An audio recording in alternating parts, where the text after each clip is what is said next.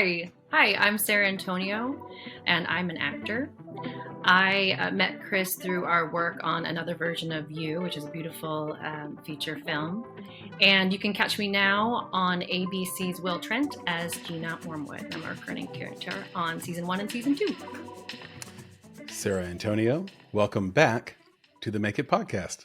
Thanks for having me. Well, I couldn't be more pleased. I mean, come on. This has been long overdue. I know. And I think a lot has transpired in the years since you were first on. So for those listening or watching that want to see Sara's Virgin Voyage on the Make It podcast, you can find episode 42. And that was her episode. I do think that is only on Apple and Spotify. I don't think we've uploaded that episode to our YouTube page. So if you're on YouTube watching this, if you really want to see it, and I don't see why you wouldn't, let us know. Let us know in the comments, and we'll have producer Joe and intern Jada climb through the archives and pull up episode 42 so you can watch Sara from Sara before the trauma of COVID. Pre-COVID drama. Okay. Sara, I have a confession to make because I'm watching myself and okay, confess. Yeah, so I see this shirt that I'm wearing, and it's free wardrobe that I got from set. Which is my favorite type of clothing because like someone styled me in it. It was like, that looks good. And then I got it for free at the end. So there's a little free actor's note for people. If you are an actor and you do a commercial at the end, if you really tell them how much you sweat in it, they'll just give it to you. That's like great. That is so Larry David of you. I know. So I like try and emphasize. I'm like, boy, I wore my hippie deodorant today and it was hot out there. And they're like, please take it. You're disgusting. Leave. I think everybody has always wondered, do you get all the stuff for free? Or is it just for like for commercial? The 1% of actors, like Will Ferrell gets to keep his stuff on set and then he gets to auction it off. But does everybody get to keep their wardrobe and certain stuff? Or do you have to sweat in it? You have to really, if you sweat in it, that'll really sell it. Commercials at the end of the day, they're like, please just take it. It's yours. For episodics, there's a really cool system they have with like little barcodes, and they want to lock that down because they can't release it until the show's totally done.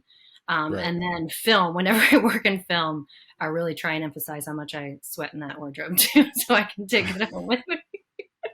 Has this ever worked with Cicely Hoffman? Oh no, she doesn't work with Cicely because she has vintage. She wants to keep that. Yeah, she's like, I don't give a shit. I'll wash it when I get home. Like, I don't care. Like, anyway, just take it off. And by the way, I thought that was a dress. No, it looks like a dress top. I wore it in a commercial I did for Florida Natural Orange Juice, and it's me and my fake son walking in a grocery store, and then it turns into an orange grove, and I'm like, what the hell? And I'm wearing this shirt, so. There's that. So I love this. So we're starting off the podcast with pro tips. It reminds me of the Curb Your Enthusiasm episode where Larry David decides to wear a MAGA hat, even though he's not MAGA, just so he doesn't have to talk to people. So he finds out if he wears a MAGA hat everywhere, people just avoid him, which he loves. So I love this life hack as well. It's like sweat in it. People don't want to be associated with the clothes anymore. You might not have to sweat in it. You could just ask nicely, which is also an option. You could say, hey, when we're done, can I take this? I think that's probably the best way for the uninitiated. Let me go back a step and just do like the professional podcaster thing here, Sara, and read from your bio. I do think this bio, even though it's very thorough, could be potentially like a little dated. So if anything it's so dated. Anything that's online is like that I had anything to do with is like so dated. Okay, I'm going to read it, and if you want to amend to anything, you just start amending to it. Okay. All right. Sara Antonio is an actress who has recently starred in the faith-based drama The Reason, alongside Academy Award winner Louis Gossett Jr. and Tatiana Ali, and in another version of You, a romance adventure film shot in Iceland, France, and Tennessee. She's acted in films such as Hallmark's Christmas at Graceland, Lifetime's Night Nurse, and Locked In, Hot Summer Nights, and Everyday Yeti, a selection for the festival to Cannes. She has television appearances on Watchmen, which you could find on Max, The Righteous Gemstones, also on Max, formerly HBO, The Resident on Fox, Nashville on ABC, House of Cards on Netflix, The Inspector on CBS, and the miniseries AHA. She can currently be seen as Gina Ormwood. Did I pronounce that right this time? Ormwood.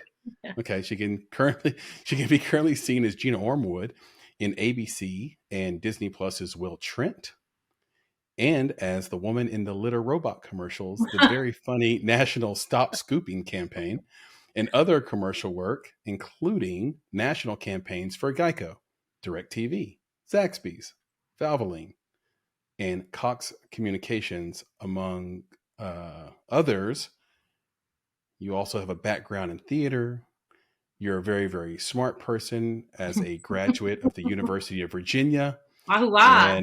And you also have a master's degree in communications from the University of Florida. Sara, how was that bio? What's missing? What needs to be Solid. taken out? Your reading was top notch. Oh, Very good thank you reading. very much.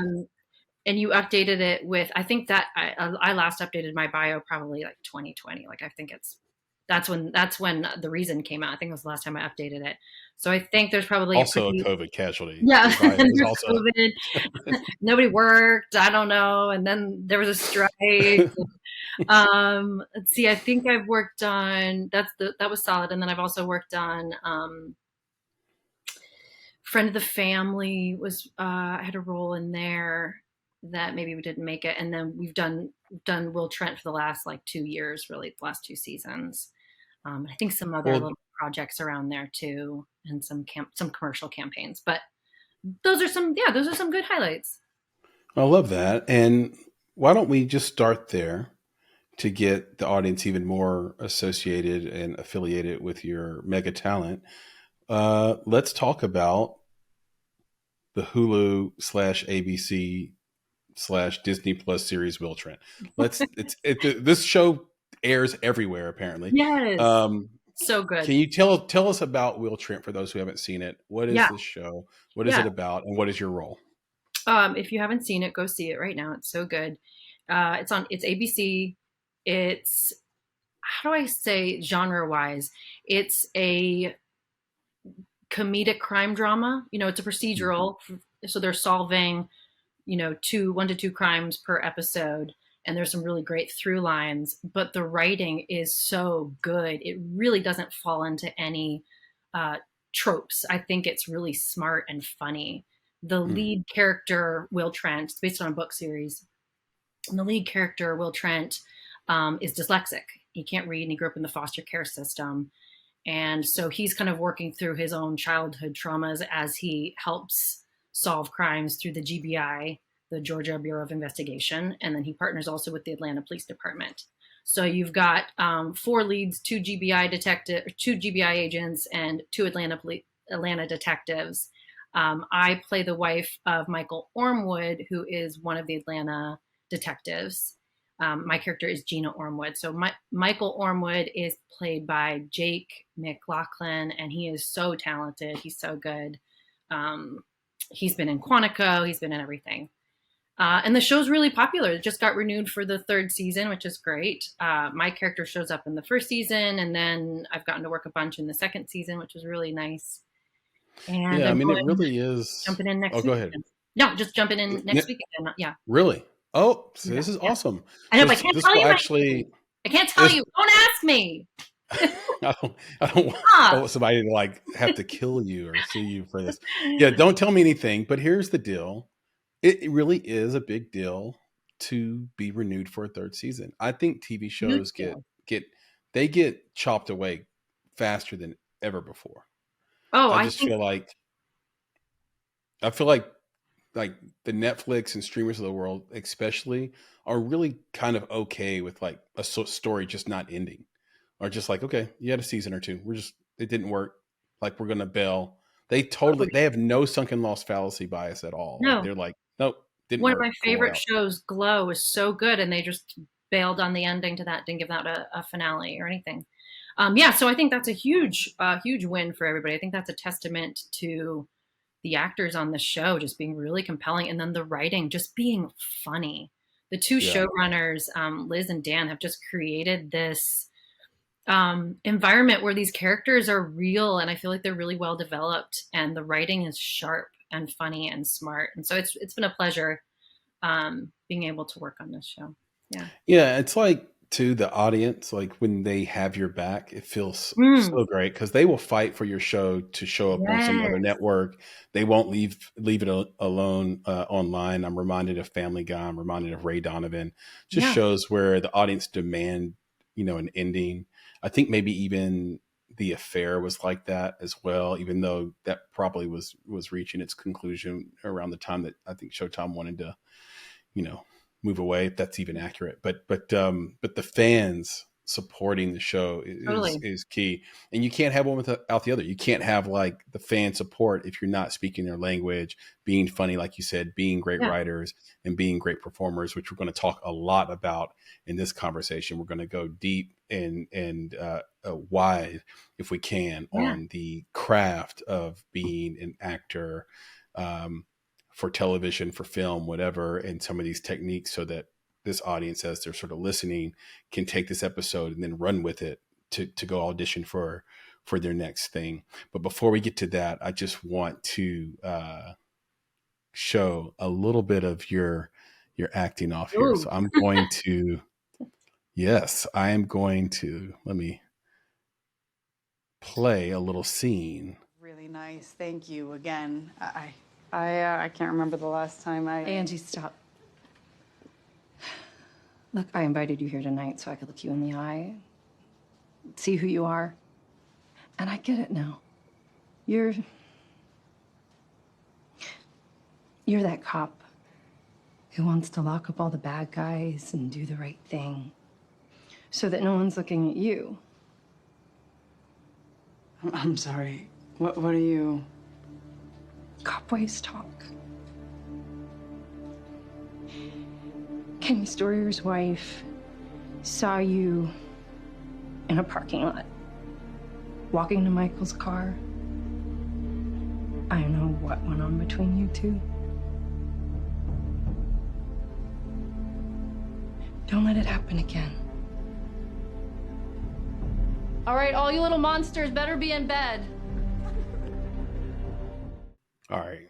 That at the very end where you turn and smile and speak to your children after that is so freaking powerful. That is great. Oh, Great, great, great, great, great. Because that's a tough scene. I well, mean, Erica Christensen too. Like, she's such a badass. She's so cool. yeah. She did so much with her eyes and her Yeah. jaw in that countering to you. She's And I know we'll talk about like the part of acting that is listening and just Mhm. reacting, almost improv style, but more, in your physical and your expression, your eye line with the camera. But just to have your eyes sort of watering up, your heart is broken. You have to have courage to say this to, this person who, by just her demeanor, you can tell is a powerful woman in her own right. And then the real great part of that to me too is the writing at the end, where instead of it being salacious, and sometimes I think writers fall into that trap, they choose this very, very human route to go, which is don't let it happen again. That's the line of the whole scene. That's what that Don't let it, episode is called. yeah, The name don't of let it that happen again. episode is "Don't Let It Happen Again." Okay, I didn't know that, and Isn't and so that the fact wild? that Yeah. okay, so I can pull that out. That is the powerful part because she doesn't want her life blown up. She loves her life. She loves her husband. She loves her Mhm. kids. She gets it. They did this thing. I'm in this culture. I don't know how long I can tolerate this, but don't let it happen again. And turn around, tears gone, smile, voice back, kids, and that is taking That care of is great. business. Yeah. Yeah, that must have been so fun for everybody to sort of shoot that scene and witness that on set. So kudos to you. Well, thank you. No, I mean, it's a pleasure to work on that show. Howie Deutsch directed that. And he directed Pretty in Pink. And I also got to work with him on another episode. And just being directed by somebody like that who kind of has the big picture of it is, because usually most episodes have their own director and then they never come back again. And so I got to work with him a couple times, and Yeah, the experience was really cool. Yeah. I'm proud of you. That's Oh, awesome. thanks. So It's let's like real torture to like watch yourself. the sweat's kicking in again. Like to watch yourself.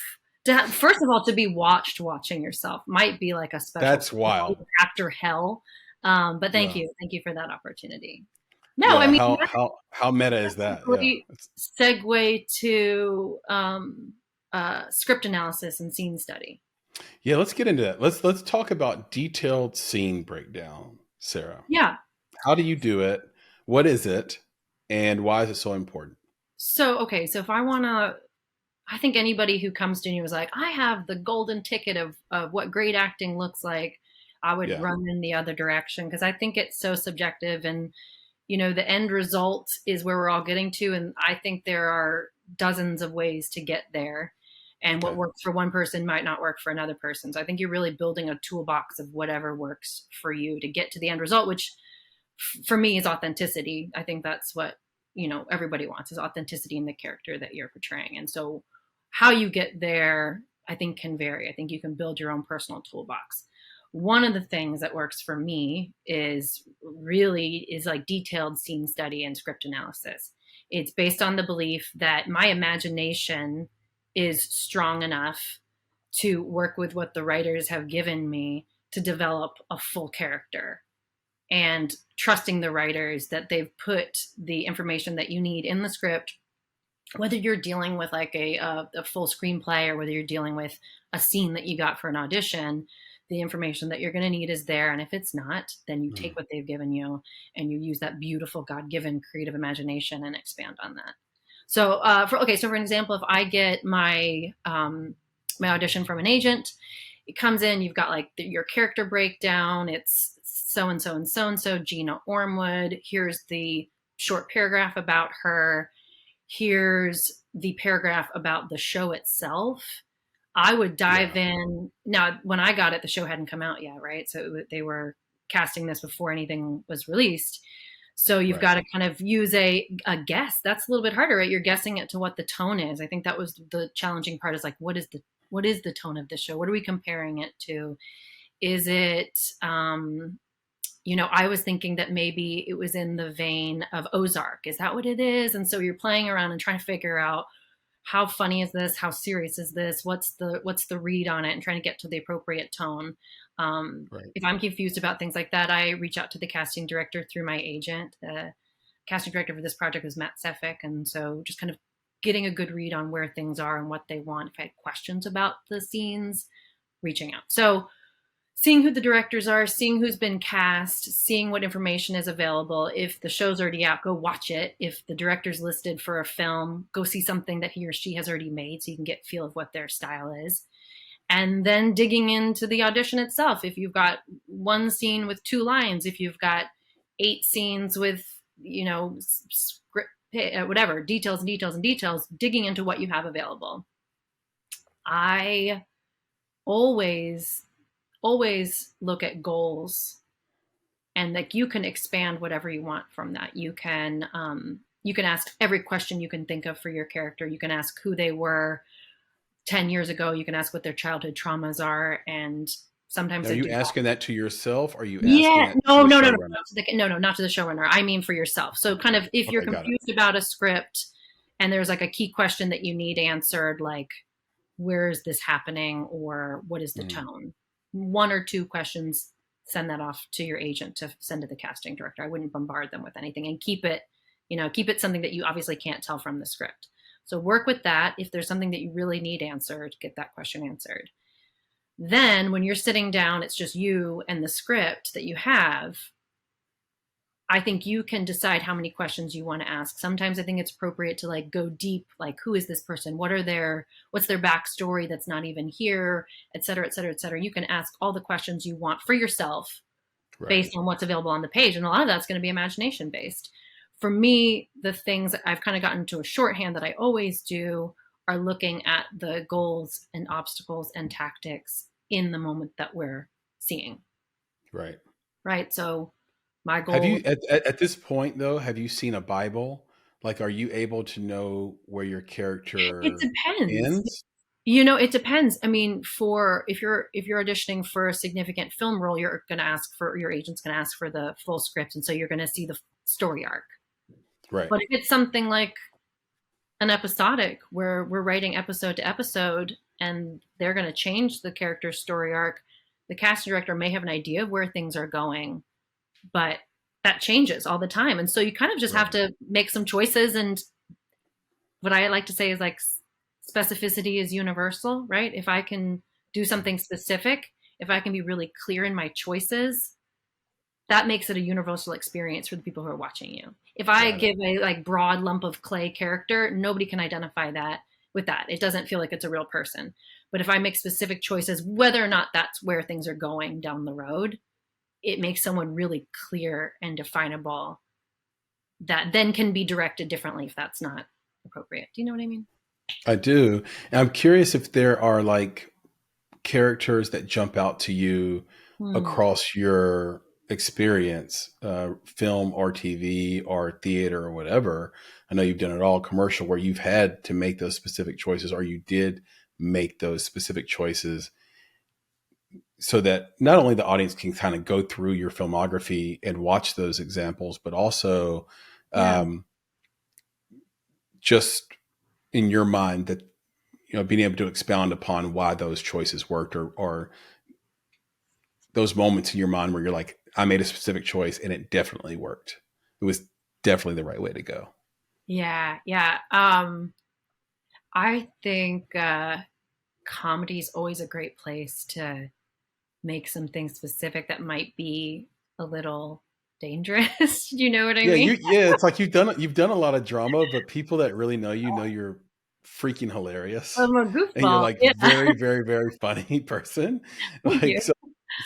it's the fact that most of your filmography is drama is interesting, but It is but interesting. yeah, so you're bringing comedic tones to drama, or you're saying in comedies making, or I both? think I always, let's see, for specific things too, I always feel like comedy is a great place to make some bold choices. And you can do this with anything, but I always think that those are good examples. I think making choices is, the key to all of it. But comedy, whenever I have a comedy audition, I put a button on the end, and I don't know if casting directors like this or don't, but it's just a line that I wrote that I came up Oh, really? with character. It's not in a line. It's more. It's a word. It's a saying. It's it's something that gets you out of the scene, that buttons it up in a way that you feel shows that you know this character, that you're having fun with it. They can see a little bit more. It's it's the same reason that you do a slate, so they can see you be a human being outside of the character. But anyway, I always really like to add a little button, and it's just like a little zippy thing as the character ending the scene. That's like my little secret, and maybe it's good, maybe it's not, but I usually end up booking it, so people like that. It But feels then like a Lucille Ball kind of thing too, like just to have feels like she was always using a button. yes, exactly. It's like You know? SNL getting you out of a scene type of like pop it on there, and you Yeah. should choose to do it properly and make sure it's fucking funny if you're going to do it, because And you do it different every time? Like, is well, it, yeah, because it's whatever's in the scene, it's I mean, but do you do the same one every time, or do you make it unique on every audition? Like, is your button oh different yeah, yeah. I don't have like a catchphrase. You have like a catch. That's what I was wondering. Like, do you have like a audition catchphrase, like words getting around town where you audition? They're like, hey, just listen. When she comes in, she's gonna end. She's gonna, no matter what she's saying, she's gonna end on. Yeah, I'm dying. She's gonna what do? Like what? Zip, zip, zap. God, this is a period piece. That Yeah. doesn't make any sense. Yeah, it doesn't. Yeah, Why did you make that choice? finger Can we guns. talk about that choice? I Yeah. always end with finger guns. No, Chris, I no. keep my fingers holstered, Sarah. I'm Keep my fingers in my armpits. I like to do this and then come like that at it. Coming Like, in hot. Yeah, that's a lot. yeah, No, instead of finger gun. Yeah. You're more Doc Holliday. this is saying when a scene ends and you feel like you've gotten to know the character, this is an audition. It's funny. There's room to just say the thing that you would want to say if you were the character. And it's something short and sweet. It's a word, it's a nothing, it's a sound, it's anything that just is. I think it's showing the team that you get it. I get what's happening here. I get why this is funny. And if they hate it, they can pretend like they didn't see it. I actually agree with it though. Like I agree with it in principle and in philosophy. So basically in a former life, I used to have to do presentations, and sometimes these presentations, these are like 2-hour things, maybe longer. Sometimes they were half a day, and sometimes they'd be bake-offs. And a bake-off, for the uninitiated, is where literally the people competing against you are waiting outside the door. So it's almost identical to an audition. And I would always go into those things like, okay, how am I going to, we're all showing the same thing, just also kind of like an audition. Yep. Same word. How am I going to get them to remember me? I have to figure out a way for them to remember me. And so I would always write an original story. And they wouldn't remember what I said about the thing. They would remember the story I told. Yes. It's a very human thing. And I think putting a button at the end is so clever, because they may not remember the first thing that came out of your mouth, but they'll remember the last thing that came out of your mouth. That's the girl who did the finger guns. Yeah. And then you have now suddenly you have a character. Suddenly you're charismatic, you're different, you're she's going to be fun to work with. Yeah, exactly. So anyway, but that's like an aside, but cautious with that, right? Like less is more. Let's not be crazy. Let's not make all the casting directors insane with all of our ad-libbing. But if it's appropriate, if it's done right, I love a good button. I think that's fine. Don't word to the wise, don't turn it into an SNL skit. No. So yeah. No. Okay. So back to analysis. So you are doing this on a separate sheet of paper or like a yellow steno pad or I'm something? doing it on this bad boy, and with my little that, and I go zip, zip, zip. So I love to do, I think about going into a scene, and I'm not everybody, but a lot of people come at it this way: goals, obstacles, tactics, right? So what do I want right in that moment with Erica, with Angie? Thing I want more than anything in the world, the thing that is most important to me, the stakes are so high that if I don't get that, I might die. That's the feeling, that's the energy I want to come into it with. Mind you, let's say you're going to do all this prep and then throw it out the window and don't think about it. All the prep is just going to live in some ether in the background. We're not going to go in to shooting day and be like, I got to get this thing from her, because that's going to cloud you up, right? We're just going to do the work and then we're going to forget about it. But so I come in, what is my goal? I want to save my marriage. What are my obstacles? This woman is trying to take my husband from me. I've got obstacles internally too, my own obstacles, my own fears, my own insecurities. What are my tactics? And I love tactics because tactics vary by character so clearly. Like the tactics that a character would use are often, some of them are the same that I personally, Sarah, would use if I was fighting for the same thing. And some of them are so different. And you have to go, okay, that's what that character is going to do, though. I can see it from what's written on the paper. The words that she's saying tell me what tactics she's using. She's using intimidation. She's using threats. She's using emotion. She's using vulnerability. All those are tactics to get to the goal that you want. And sometimes it works and sometimes it doesn't, right? So we don't always get the objective that we want, but we are going to fight to the bitter end for it in a scene.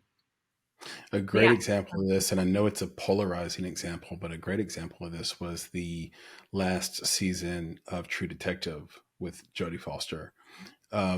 I enjoyed it. I know a lot of people online really hated it, but I enjoyed it. I liked it, and I'm on the record saying I liked it a lot. And a lot of it was because of what you just said, Sarah. It was like it was very interesting to watch the tactics of the character based on what they were strong Mm-hmm. at and what they were weak at, and how they manipulated each other to get what they wanted from each other all the Yes. time, based on mistakes that these characters had made in the past. Mistakes you don't get to know about as the audience right up front.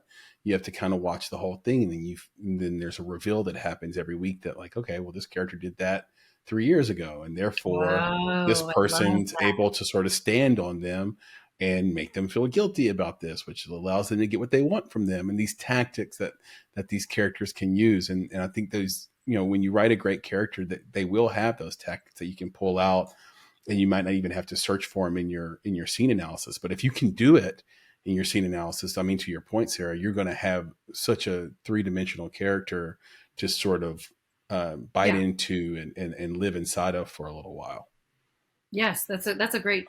Yeah, thank you for that. That's really solid. When I think back to the writer's strike and how incredible writers are at creating these characters, that if we trust them as actors, it's all there, Yeah. right? And so just leaning into the words on the page, I think that's like the most important thing that you can do as an actor, is just really leaning into that.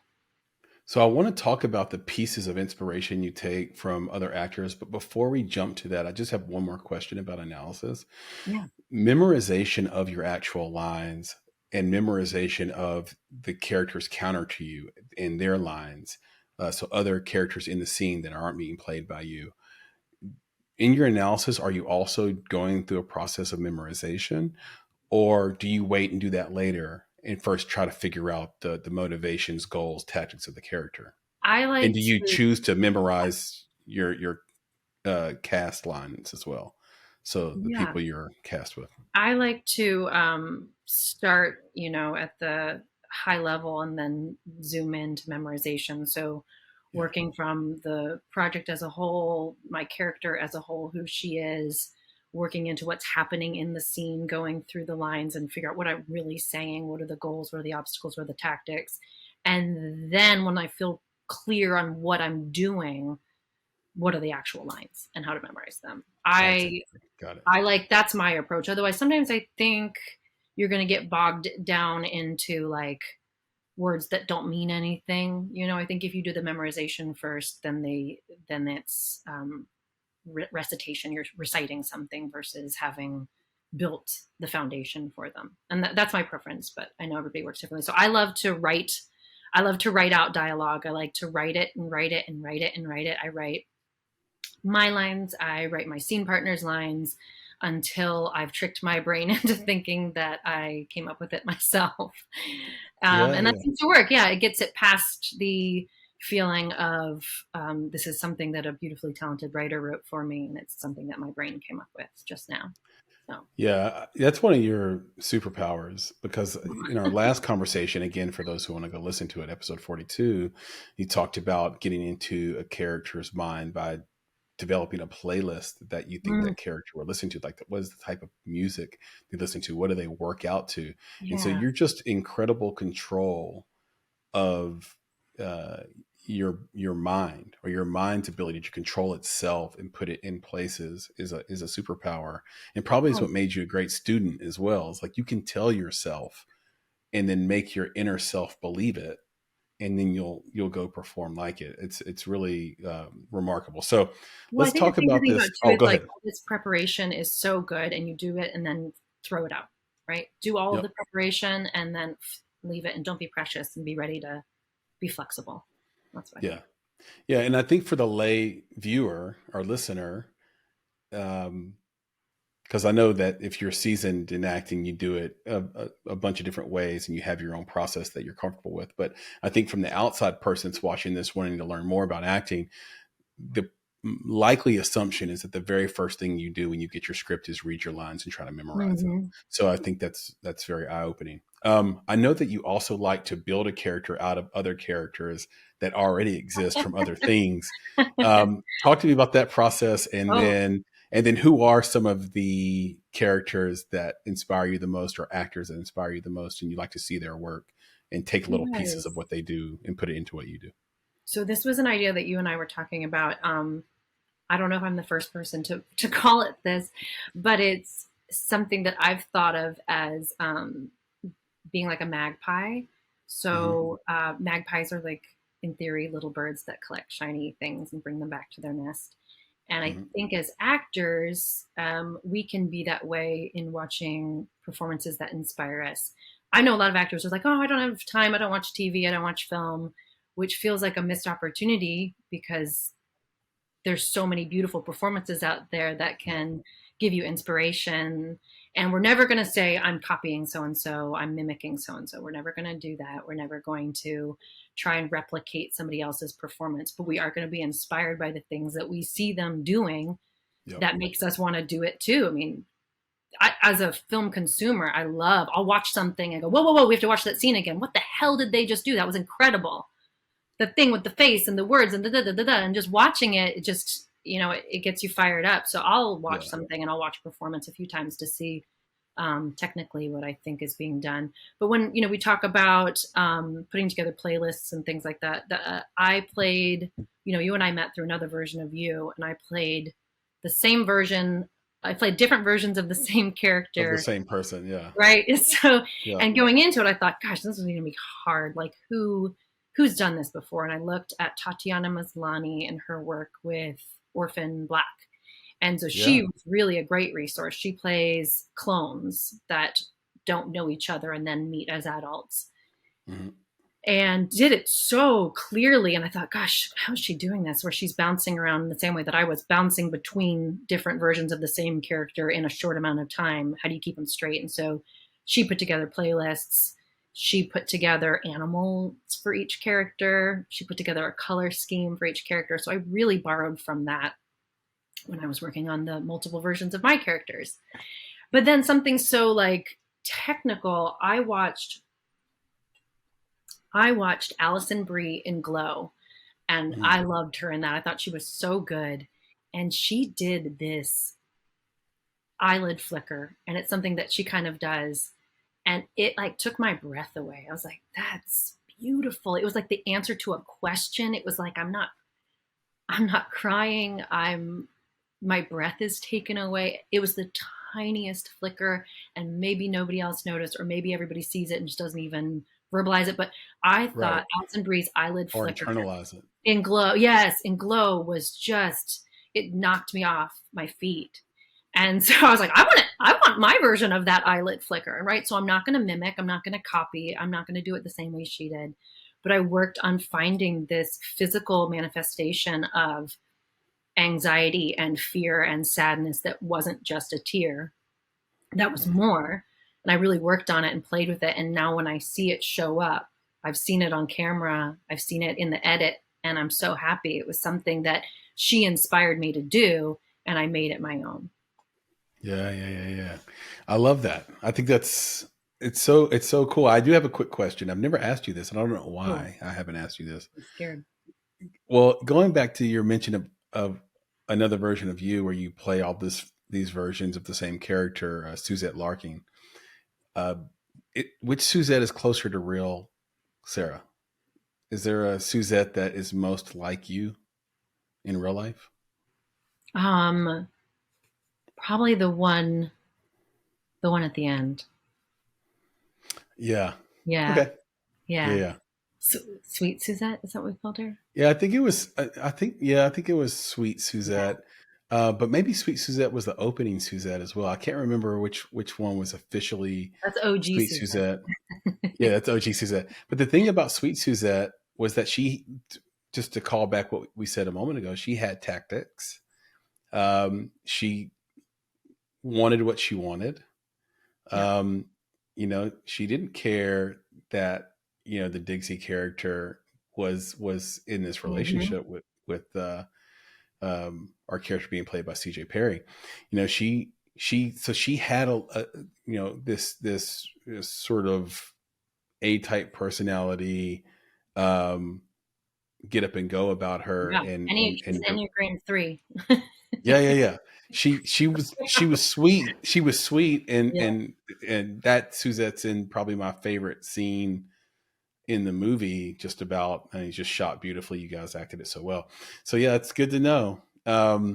And I don't know, like it goes back to some of the things you've sort of breadcrumbed throughout this conversation, which is like, okay, some of the tactics that your Will Trent character uses are tactics you would use, in your real life, and then some of them Mhm. aren't. And Exactly. I suppose I should ask you what tactics are similar. Are you Oh, but I passive like that?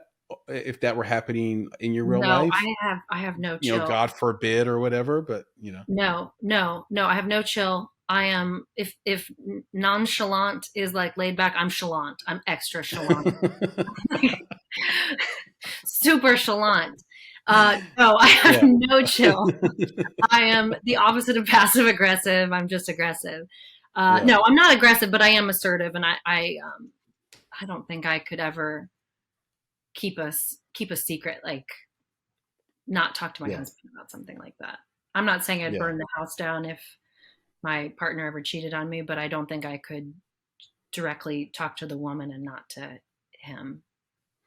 Yeah. I think I'm the same way. I don't view uh the spectrum of human behaviors um, within like a really narrow Overton window. I view human beings as like this animal that civilized from the mountaintops and the hills and the prairies, Got to and pose lawns. yeah, that literally was doing everything under the sun with Yeah. no laws or rules, and then now has this sort of societal narrowed Mhm. Overton window that it has to live inside of. And whenever you go outside of it, there's this giant price debate. I think when you burn the house down, it's because of public embarrassment or something like that. It goes into the shame realm. But if it's just between, two people in your household, there's a bit of just let me understand this a little better. And are we going to Yeah. keep going? I think that's the number one question I would have is, are we going to just keep doing it?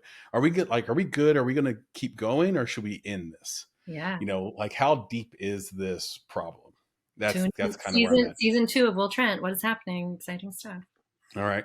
You Those heard it questions. from her Okay, firsthand. so what? Can we So can we you. do can we do tactics though? Like can we jump into not tactics but techniques? Like Mm. is there anything you do like breathing wise? Is there any training you could go back to from acting class? Can we do that, or did you have something you wanted to do in front of that? No, I'm not like I think workshops are fun for that type of thing, but I'm really not like a breathing exercise person. That's not me. That's like I sometimes we can edit. You Let's cut this part. I no shit on that's people no stick that's fine. those assholes. No, that was great. It was honest. It was authentic. I think it's great. I think it's funny. um, we'll You're, see. you're totally cool. I just think if you're not that, okay, so you don't meditate. Yeah. Great. Not everybody has to meditate to have like the next $1 billion idea. No, It I'm too became anxious. cliche, right? Yeah. Well, what I was going to say was when you bring up this idea of characters that have different tactics than you would choose as a person, Mhm. the character having different tactics than you would choose as your own self, I think parlays really well into this, into empathy, right?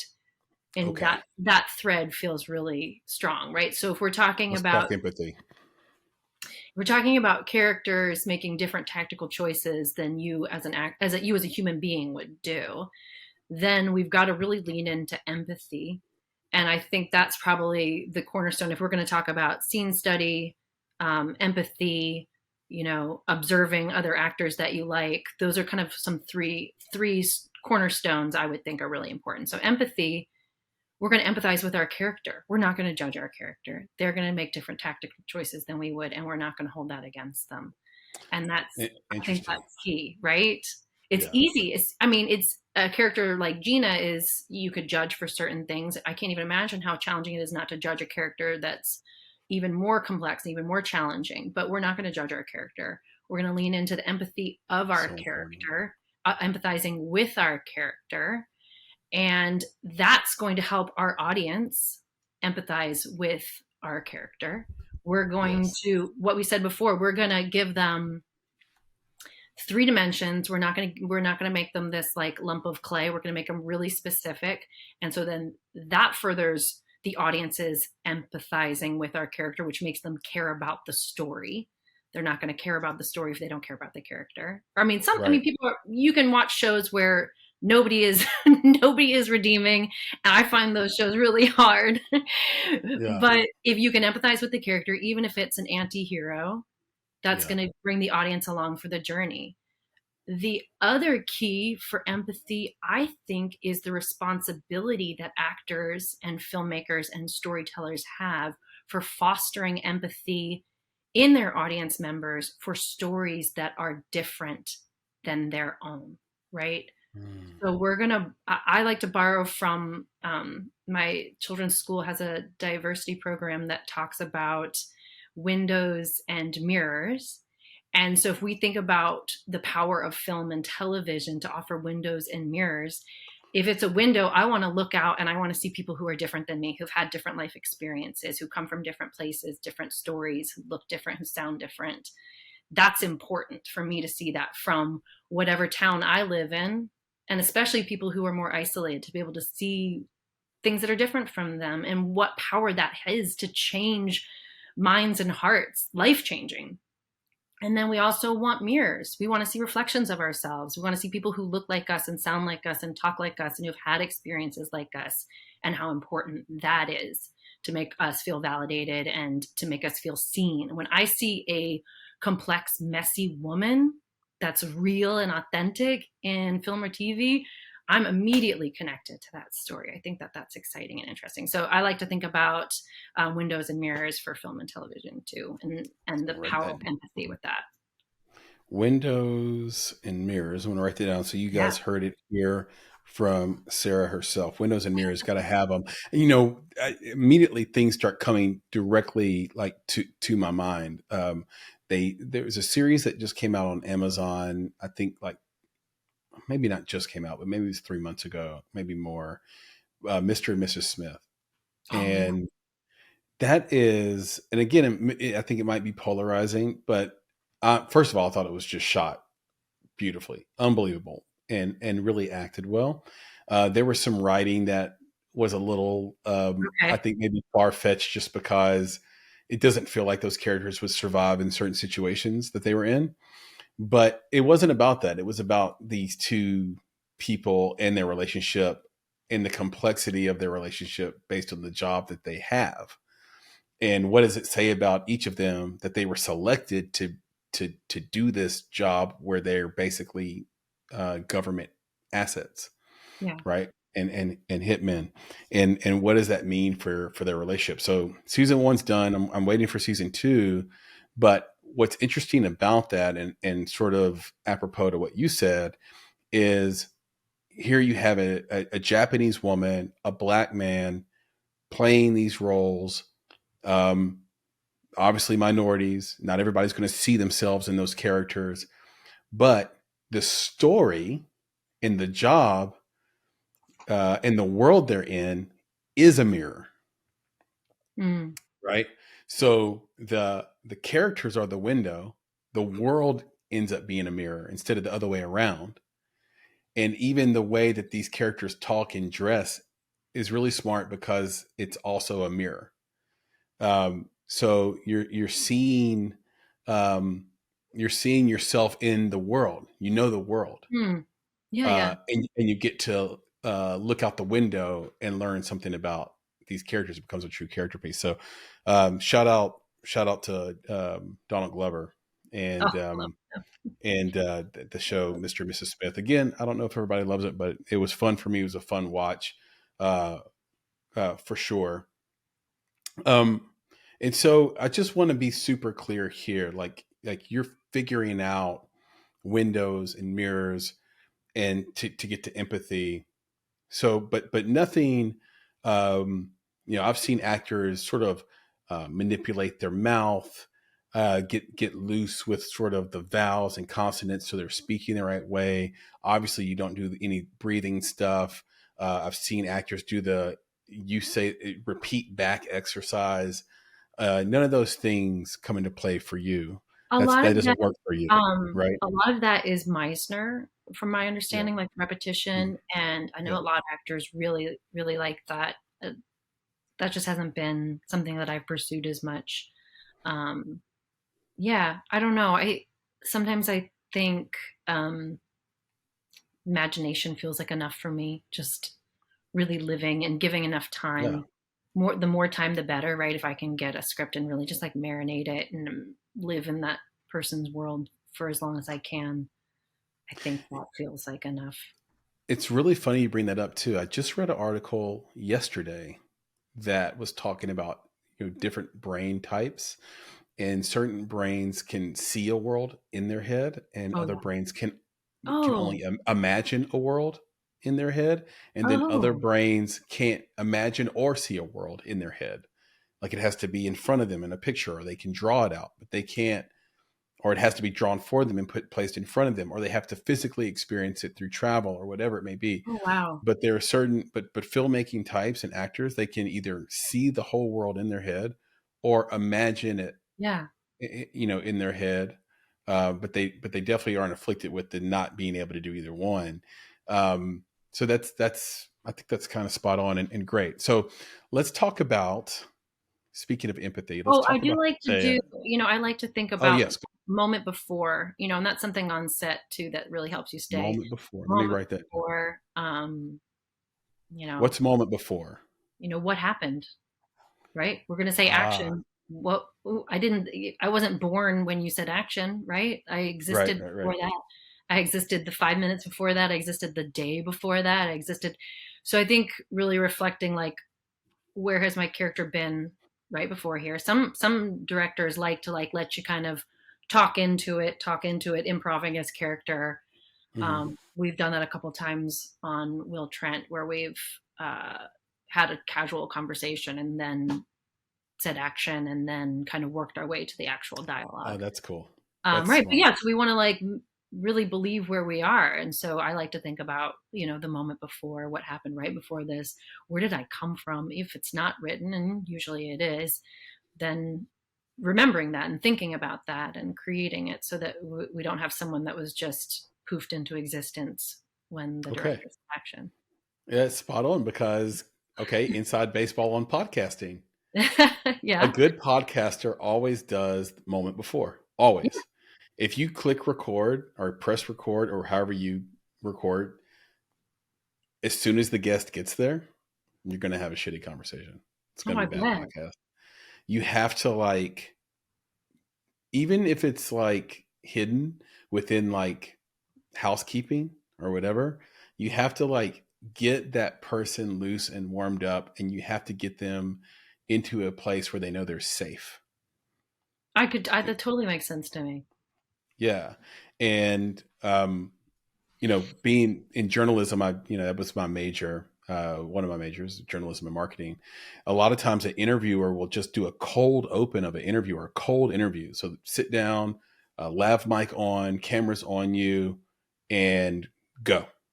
And that feels really uncomfortable. And sometimes Yeah. you will do that if you're like interviewing, let's say, an OJ Simpson, right?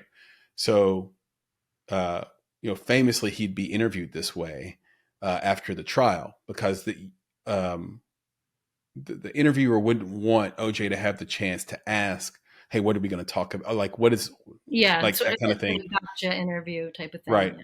right. And the conditions of the interview were already given probably to him and his agent manager in advance, and it happens sometimes. I'm sure Gail King didn't tell R. Kelly everything they were going to cover in the interview. You just sit down and do it. But podcasts, especially if it's a friend, isn't like that.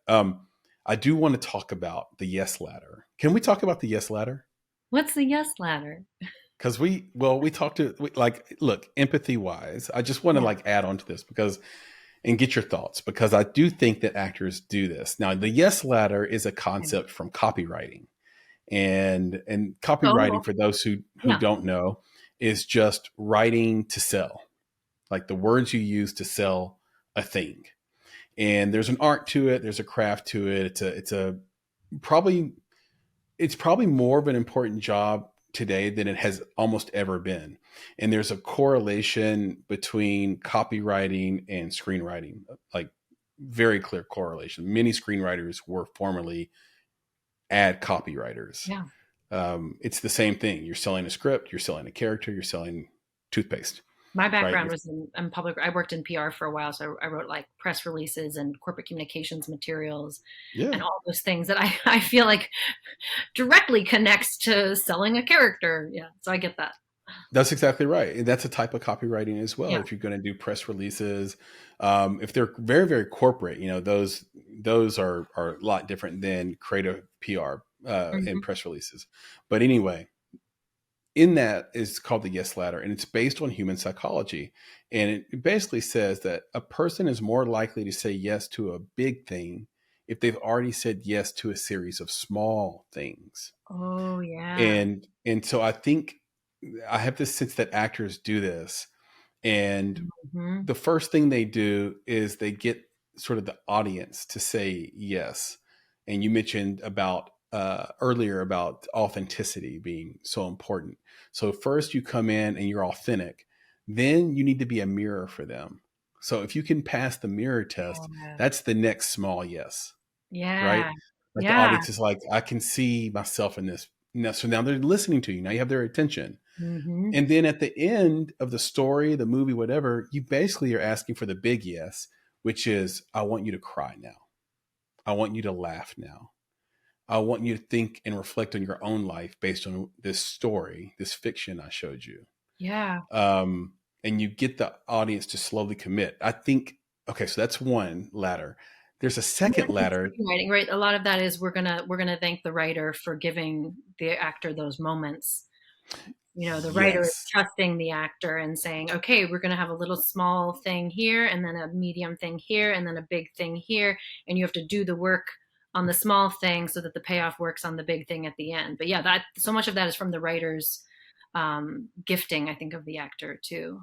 Yeah, exactly. And I think people who write TV and film really well are also great copywriters, almost for I sure. could see that. Yeah. They could sell cereal, they could sell a character. It doesn't matter what they're selling. They're probably really great at it.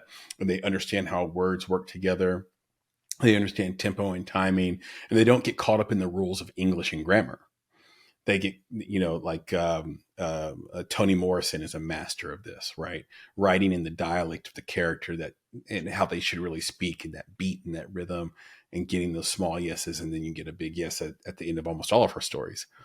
I think the second yes ladder is a more meta one. Hmm. And it comes back to some things I've heard from other actors, including yourself, which is the intense listening that has to happen of your castmate when they're saying things to your character, Oh yeah.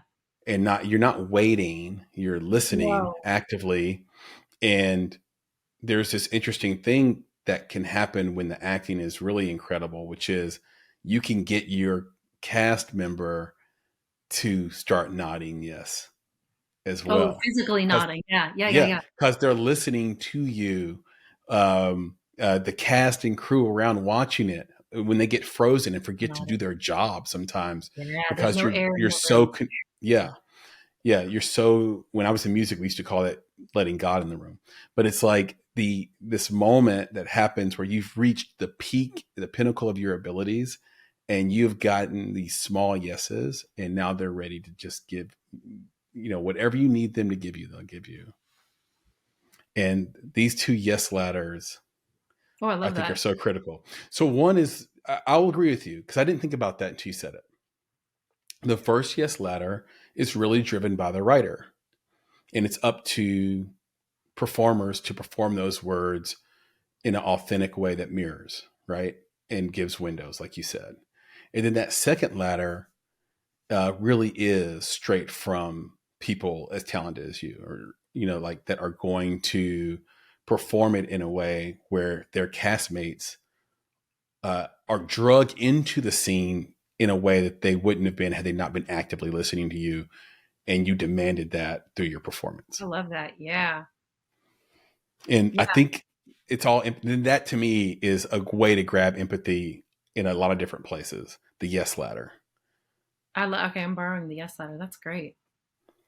Yeah, Yeah. because to get somebody to agree with you, right, they have to empathize with you, Yes. Yes. right? Oh, yeah.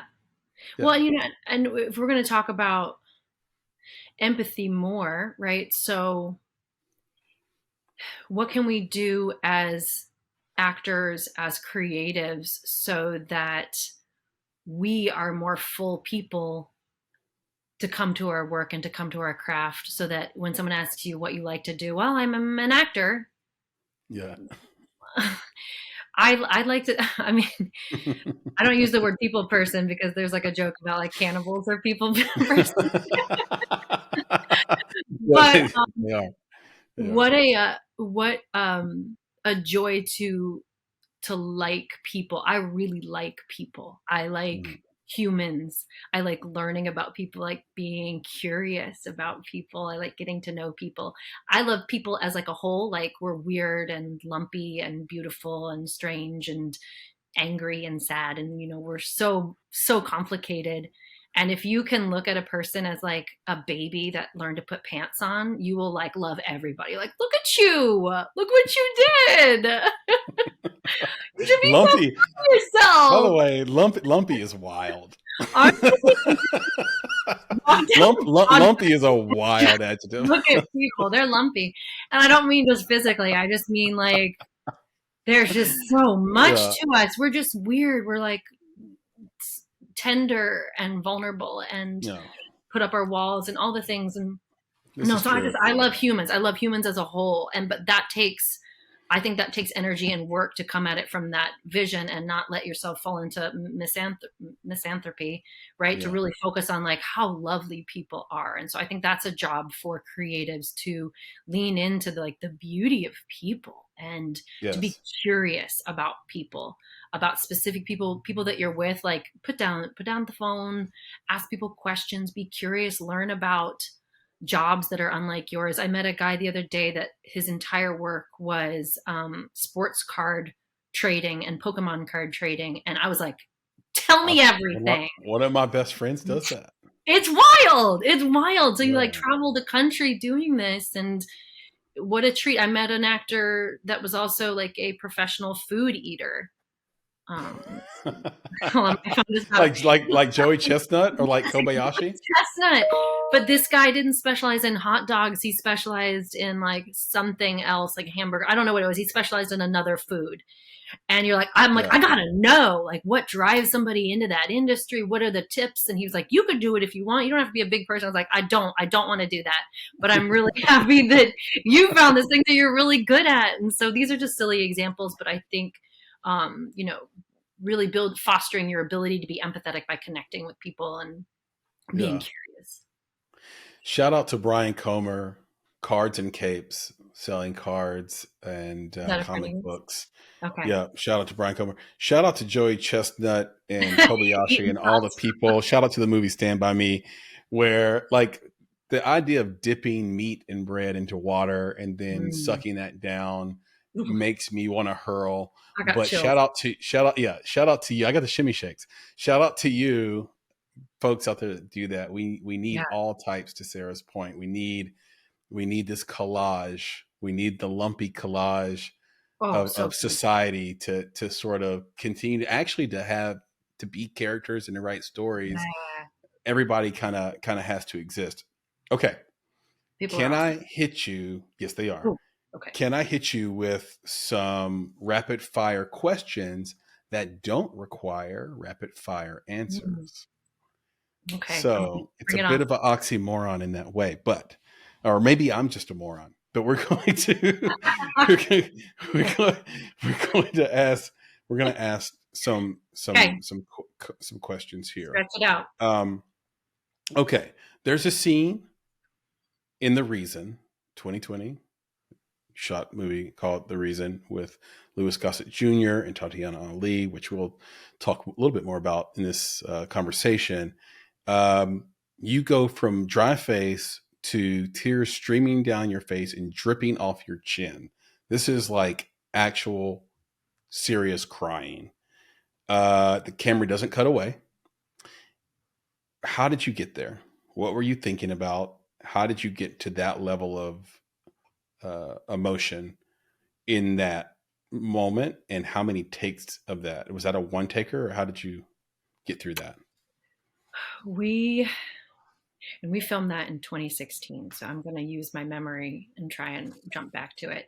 Oh, I wow. I didn't know that. Yeah, yeah, I was secretly pregnant too. Oh, And yeah, the best kind of pregnant. yes, I mean, I knew. Um, Yeah. Somebody always knows when somebody's pregnant. I'm like obsessed with those shows where people are like, I had a baby and I didn't know I was pregnant. How? How? How?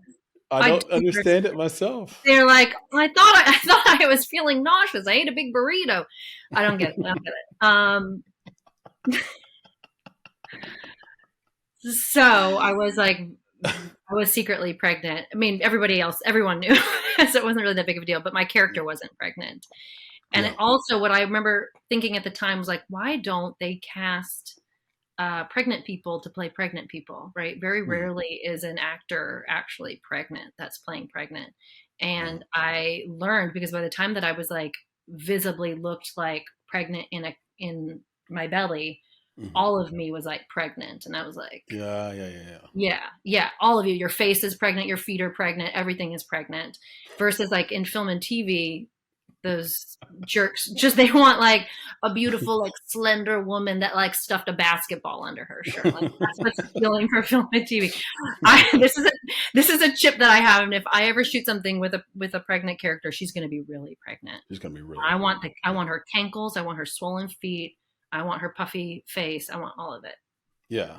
Yeah. So, well, I got off on a tangent there, but it's okay. I was pregnant. I was not quite visibly pregnant, but pregnant. Shout out to husband Dan for making you secretly pregnant. Okay, go ahead. So and no offense to people who use like tear sticks, that's just not something I've really done. I think I used it once when I was like not expecting to cry on a set. Mm-hmm. But when I know what's going into the scene, I usually really focus on some words that are going to pull it. So this is sounds kind of funny, but like I have a really good imagination, so I focus on what's happening. Usually there's a reason that you're crying. I mean, if someone's just asking you to cry without like without the character having earned it, I think there's enough argument to say, no, we don't need to do that.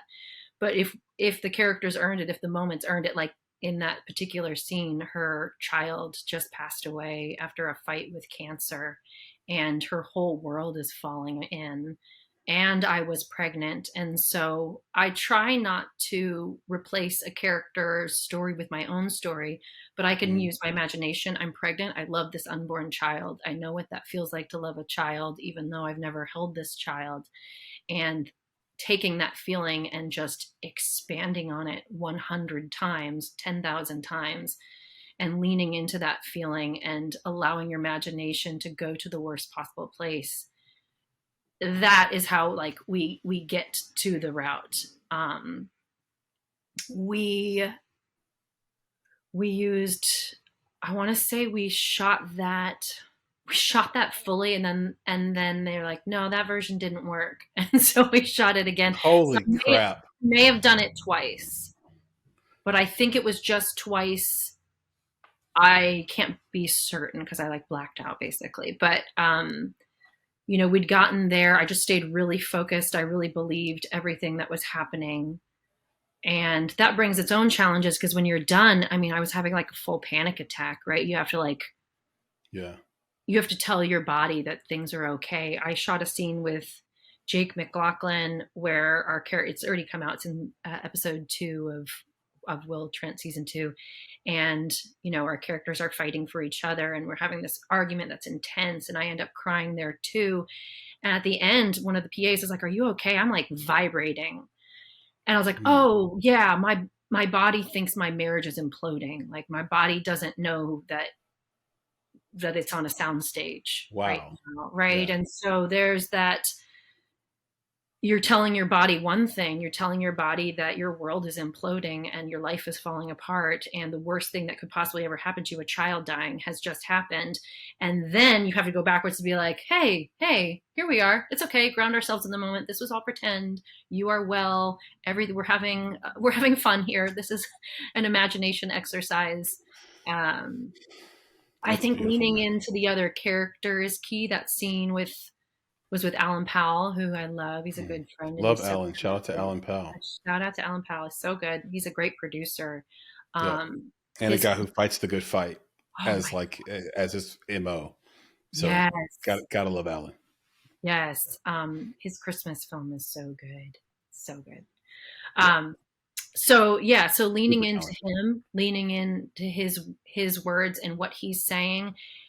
And I like to, what I hinted at before is like, if I have a scene that's really emotional, there's going to be a word, and I don't always choose it. Sometimes it chooses itself, a word that you hit, and it's just going to be like a diamond that you have packed with all of the weight of what's happening. And when you get to that word, it's like you can't help but cry. So I think But building the emotion and the feeling into certain words that just make sense to being painful to say. Like, someone once told me, drunk characters, you play a drunk character by pretending like you're not drunk. Like, drunk people aren't like, hey, how's it going? Like, drunk person's like, I'm fine.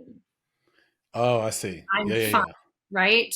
Yeah. And when your character cries, no one's like, I just can't wait to shoot salt water out of my face. You don't, most people are trying not to cry. And I think fighting that is an exercise that gets you to the place, too, at least does for me. Like, oh, please don't. And it does anyway. That's a beautiful answer. I really appreciate you sharing Oh, that, because I know part of you, because of your strong imagination, had to put yourself once again back in the place that you were imagining this terrible stuff. But you did mention like having this panic attack afterwards, and you've been described, or you've described yourself, been quoted as saying you are 50-50 fierce lioness and anxious meerkat. And so it's from my what Instagram page. what things turn you into a lioness, and what things turn you into an anxious meerkat? That's so funny. I feel like I'm protective of I've got two little kids, and I'm, really protective of them and their well-being and their hearts, and just, Yeah. gosh, this world is a tricky one. So I think I'm a lioness for that. I sometimes I feel like um, sometimes I feel like I'm like trying to navigate the, like, what we talked about, this idea of like pretending like you're chalant, like, oh, I'm so chill. Look how chill I Yeah. am. I'm never chill. Yeah. So I think I'm pretty good about like speaking up for some things when I'm passionate about them and I care about them. But also I'm like, I say I'm an anxious meerkat because I am. I'm like, where's the fire? Like, what happened? Is something wrong?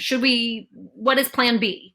Like, I'm very Right. much a planner that goes into like my prep for my characters too. Like, I want to know worst case scenarios. I want to know procedures, protocols. Where's the fire exit? you Right. know, I just Yeah. want to know everything. People are like, it's too much information. I'm like, I'll be the judge of that. You give me everything. Just dump it at me. I'll wade through it. I'm a like, I know a lot of people like that, actually, like people who like subconsciously identify where all the exit doors are, yeah, I'm keeping an eye on things. like people who like overly thin slice people, to quote like a Malcolm Gladwell theme. It's like they're like people who talk about the energy in a room before, like as soon as they walk in, like, oh, the energy in it. Stop. Are you reading my diary? I think part of that is like being an empath too, right? Like, Yeah. if you're sad, I'm sad, and if I can feel that coming from you, that helps as an actor for sure, right? Yeah. Um, No question about it. Leaning No into question letting about it. other people's feelings affect you. It's great. And by the way, producer Papa Bear, can you find out for sure? Now I'm curious. I have to know: is chalant the opposite of nonchalant, No, or is no. chalant just chalant, and then we say nonchalant the way people say, uh, like regardless and irregardless, and like one is bad grammar and one is correct. So please tell me, like in the chat or something, like what is the opposite of Nonchalant is chalant? not a word.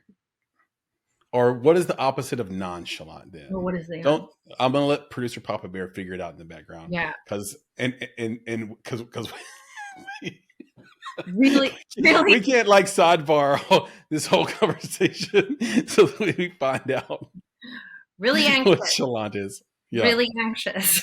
yeah, really Concerned. anxious. Anxious might be that might be the opposite of that might be the what's it called? This not the synonym but Antonym. the antonym. Thank Yeah. you. Brain But like fart but I do like when of I meet new people though, and like in social settings, I'm like, look how chill I am. I'm like so chill. But I'm not. so I'm never chill, but chill. you're not. You're not Never. chill. Zero. I yeah. Maybe. Well, I don't want to get into that, and then I'll have to psychoanalyze myself.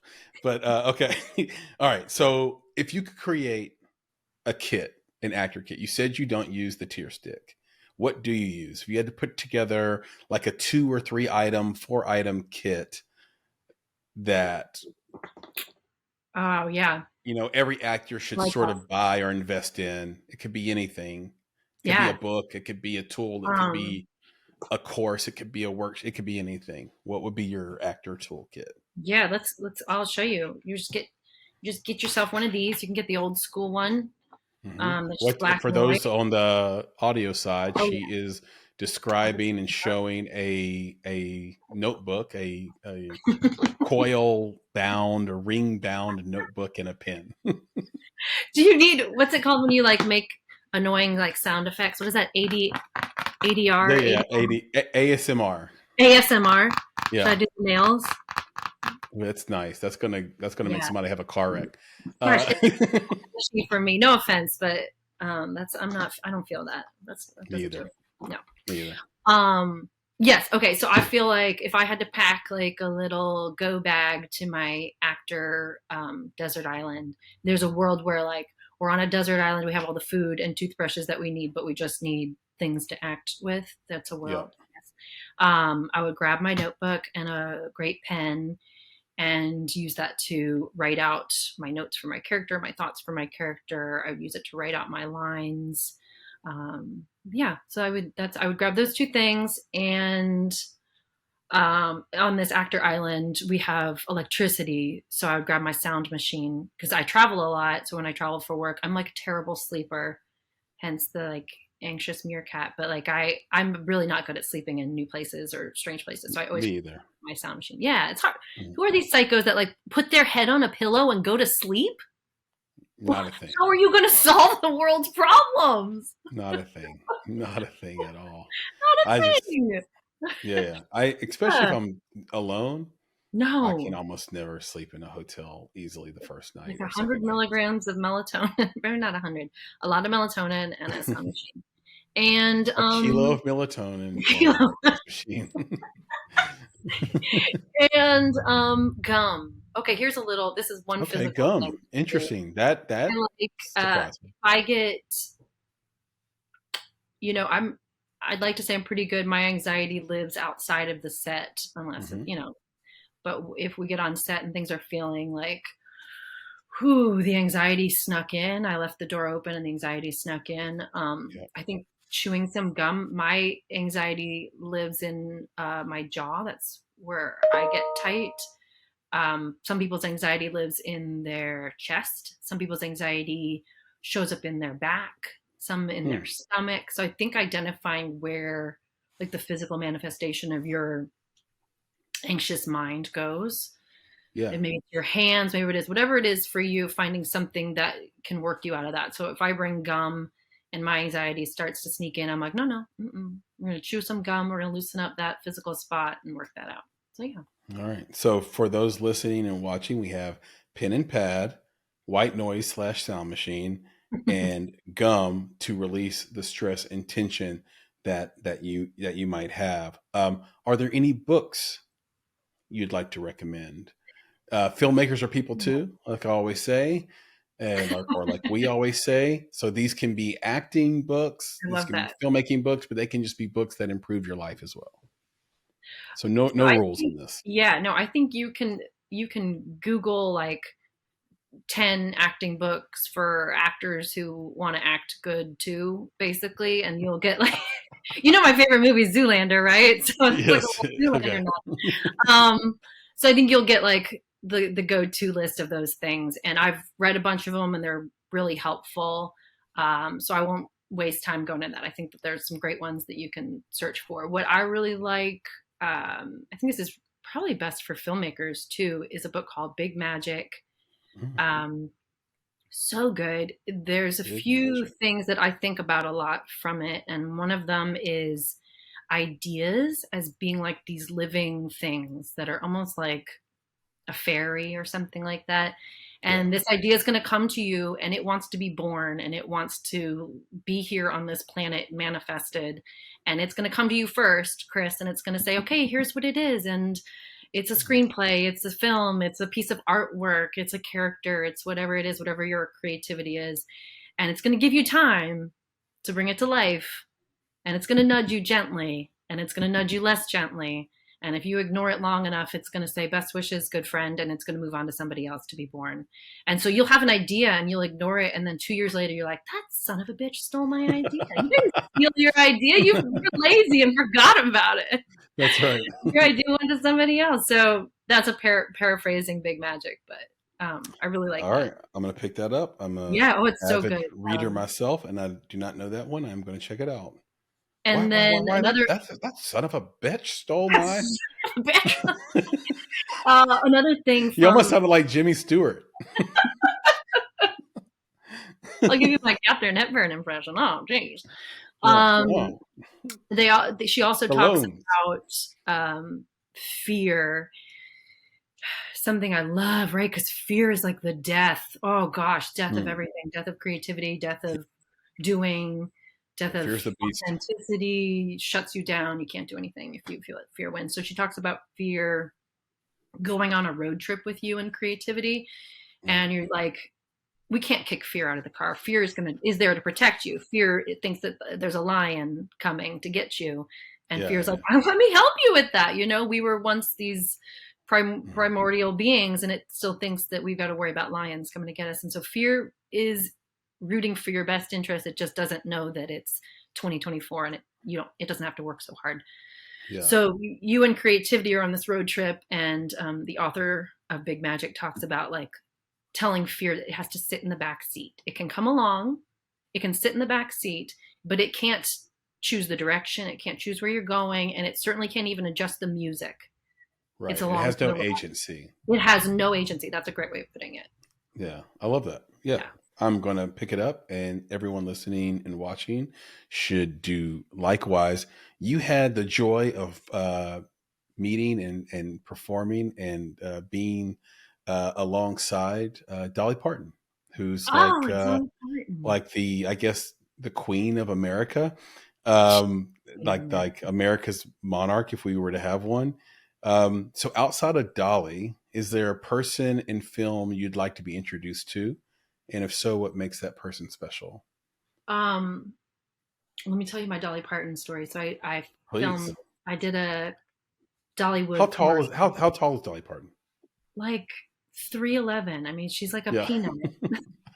I don't know. I don't know her specs. 3'11" and like, shaped like an hourglass. She's Yes. so lovely. Wow. Talk about someone that is like, it's meeting like I don't, it's not even like, there's no way to say it. You just want to think, please, please let this person be everything that I've dreamed of and more. And Yeah. what Yeah. pressure Yeah. that must be on her. But she came in with such agency and such generosity. I feel like knowing that this is a lifetime experience for people who are meeting her. Yeah. So we shot this commercial for Dollywood, which if you haven't been to Dollywood, it is awesome. I love Um, Dollywood. it's so fun. and way cheaper than Disney World. But we shot it. It was a Christmas commercial, so we didn't shoot in Dollywood. We shot on a set that was like a home that had been rented. So it was like a Christmas party. And so it was me and a couple other actors, and Dolly came and walked up, and I'm like, oh my God, it's Dolly Parton. And she puts her hand out, and I said, hi, I'm Sara Antonio. So nice to meet you. And she says, hi, I'm Reba McEntire. And I died. I was like, Dolly Parton is hilarious. I mean, I knew, but like to have this moment, you're like sweating bullets. I'm about to meet Dolly Parton, and I start laughing. She's like, actually, I'm gonna go surprise Reba tonight on the stage at what's the big stage? Opry, the Grand Opry. Oh, She's the like, Grand Ole Opry. Reba at the Grand Old Opry tonight. She's getting honored, and I'm going to pop out and surprise her. And I'm riffing with Dolly now. So I was like, well, I won't tell her, Dolly. She looked me dead in the eye and goes, I didn't think you would. Dolly! I already this now I love her more. I love her so much. And I got to chat with her about the work that she does with her imagination library. It's such a passion for her. If you don't know, she basically provides free books to kids 5 years and under. So for the first 5 years of a child's life, free books throughout the state of Tennessee and a few other states. I don't remember exactly where it operates. I know it's in Florida too, but it's really cool. It's a really cool program that she does. And then she also handed out individually ornaments. She has like a coat of many colors ornament, and she personally gave us each one just for working on the commercial with her. So she was so cool. Everything that you could dream of and more. So sweet. So there is no one else you want to meet. That's it. Nothing could beat that. Yeah, That's it. Yeah. No, we were talking the other day about people that would make me like, I would get like a little weird because I've worked with a lot of celebrities, and so many people are so much more down to earth than you expect, and everybody wants the same thing for the project to go well. And I think I just auditioned for Sylvester Stallone's new show. It's not that new. It's his second season. Yeah. The one with his daughters? Yeah. Yes. Why am I blanking on it? Tulsa King. Yeah. Is that it with his daughters? I don't know. Producer Papa Bear, what's the Sylvester Stallone show? Let us know. But it's Tulsa King. Yeah. He plays a mobster. And I was like sweating, auditioning for it, just thinking how I would be in a scene with Sylvester Stallone. I don't know why that like hit me. I was like, oh my gosh, it's like Sylvester Stallone. It just felt like next level. Like what? I think people view him as like this mega star, like OG. Yeah, OG. It's Rocky. It's freaking Rocky. Rocky, and well, that's what I was just gonna say. It's not wrong. He is that. He is a megastar. He is a superstar, but he's also an indie filmmaking OG. Like Rocky, he bet on himself the same way George Lucas did to make Rocky. And so if you're in an independent film, like Sylvester Stallone's like, he's one of the gods. He's in the Mount Rushmore of like indie film successes. So shout out to Sylvester Stallone and to the new show. And I hope you get it, by the way. Oh, thank you. Yeah, and I don't even like. I know you're going to get it. What are we talking about? No, but I just mean like, there's people that you go, gosh, I would love to work with that person. I think that's also going back to like being a consumer of film and TV. Everything Amy Sherman-Palladino touches, and she's not an actor, but any project she touches, I think is like spectacular. I just think it's so funny and so good, so talented. Yeah, keep us posted on that for sure. I mentioned the sort of phrase we've been repeating over the last year because I think it's just so important, especially coming out of COVID, that filmmakers are people too. And this is an industry, as I've mentioned in the past, that's full of rejection and competition and no's, a lot more no's than yeses. You just talked about auditioning and hoping you get this thing. How do you what tools do you use to deal with the times you get in a dark place, or you get down on yourself, or start to believe that you can't achieve what you set out to achieve? Or is there anything you do, any methods, techniques, tools, any processes you go through to get yourself out of a dark place? Yeah. Well, these are great questions. I'm going to tie this to some great advice I received from a friend and acting coach, William Arnold. Hmm. He challenged me to put my goals and dreams in present tense, right? So it's easy to say, like, I will do this, I'm going to do this, I want to do that. He challenged me to like be really clear and specific and current. Yeah. And for me, that really ties into the belief that God wants great things for me. And if I can remember that and speak about my dreams as if they've already happened, Hmm. then that keeps your eyes on the prize, right? Got it. I don't think there's any secret magic to it. I think that it's waking up every day and believing that that thing is real, that God wants that for you, and that then orients your choices and orients your focus so that everything that you're doing is aligning towards something that is Right. already real. So for a while, my I was going to try and show it to you, but I changed it because I've moved on, or because I've achieved it. But my alarm, on Apple, you can set your alarm to have a name. And so Yeah. the name of my alarm after I had that conversation with William Arnold was I am a recurring character on a wonderful TV show. And I was specific because I didn't want a recurring character on a show that I wasn't excited about. I wanted to Great be a point. recurring character on a wonderful TV show, something that I wanted to jump up and like shout to the world about. And I woke up to that every day for a while until Will Trent came along and booked that role. And then it was real. I think it had always been real. I'd always believed that God wanted that for me and the universe wanted that for me, but it kept my eyes on the prize so that when I came into an audition that was a recurring character for a wonderful TV show, I knew that that was already real for me, whether it's this moment or not. I'm coming in with that energy and that confidence, and that shines through. Yeah, it's great advice. So for those wanting a little recap of that, I mean, the process is really about creating, um, finding a way to create your dreams in your head in a way and imagine your dreams in your head in a way where they are in the present tense Mm-hmm. and they are hyper specific. You don't want to be sort of overly broad, and because then you can't trick yourself into sort of the behaviors needed to go chase a thing that's not specific. So I think that's really important what you said about Yeah. specificity and then using present tense. So shout out to William Arnold, acting coach, for giving you that advice. And I know that you've also got advice and been influenced a lot by the late great Louis Gossett Jr. Oh, yeah. And he just passed away, 87 years old. What a great life! What a great career! And I just wanted you to share a few words about your experience with him and things he taught you and what kind of man he was. What a joy to be able to work with him. We worked on The Reason together. And again, I was not so secretly pregnant, and he called me Little Mama, and we got to spend 2 months filming in Augusta, Georgia together. Um, I tried to be like a sponge when around him, and just, I think that's great advice for any actor working with someone that they admire. I knew who he was. I knew his work. He was, to recap, he was the first Black man to win an Oscar for a supporting character role, and he won it for An Officer and a Gentleman. Mhm. He's so good. So I knew that going in and just took notes on his demeanor, how he treated people, who he was.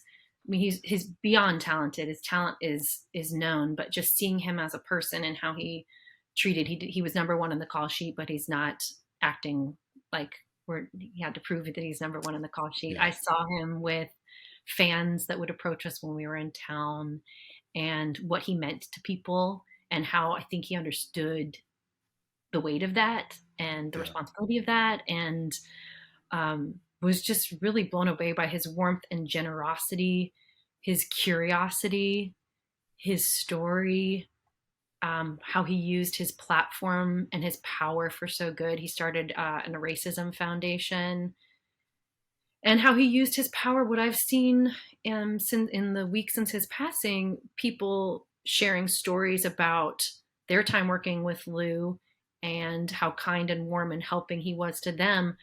And I feel like I'm part of like a club of young actors who got to spend time with him. Yeah. And I had the wherewithal to say, like, what would you tell the younger actor, Lou? You know, what advice would you give? I had enough smarts in me to ask that. And this was with Chris Wente and Alan Powell too. We were all in the room for this. Shout You out know, to what? Chris Wente. Yes, Chris Wente. You know, what would you tell a younger actor? And I'm gonna not say it nearly as eloquently as him, but this is the best advice I've gotten in my whole career, and it has played into almost every project I've worked on. Basically, he said, you come into a project, you're an actor, you put everything that you have into the character. You put your heart, your soul, everything into developing this real character. Squeeze yourself out. Don't leave anything out. Put all of yourself in. And then, this is the important part, when the project is over, when filming is done, the day that you wrap, you pack up all of yourself. You pack up your heart, you pack up your soul, you pack up everything that you put into this project, and you take it with you. And you don't leave your heart with a project, because you cannot control what happens to it. You can't control how it's edited. You can't control distribution. You can't control public reaction, accolades, lack of accolades, other people's responses. None of that. All of that is out of your control. As an actor, the only thing that you can control is your performance of one character in this whole project. And wow, it was, at the time, I remember thinking, that's really good advice. And I have used it more times than I ever thought, just reflecting on that. Like, this is, I have to do the work and then I have to move on. And the thought was not that you forget about the project, but that you have to be able to take your heart with you so that you can invest it into the next project. Because if you leave your heart with something, you're going to become bitter if it doesn't become the thing you want it to be. And he talked about his own experiences with that, of feeling like he wanted something that didn't happen, or he wanted an award that didn't come from something. But if you take your heart with you so that you can invest into the next project, you're protecting yourself from that. What great advice. And I immediately thought about, famously in Will Smith's biography, him talking about ended up, getting a divorce because he couldn't leave a character behind.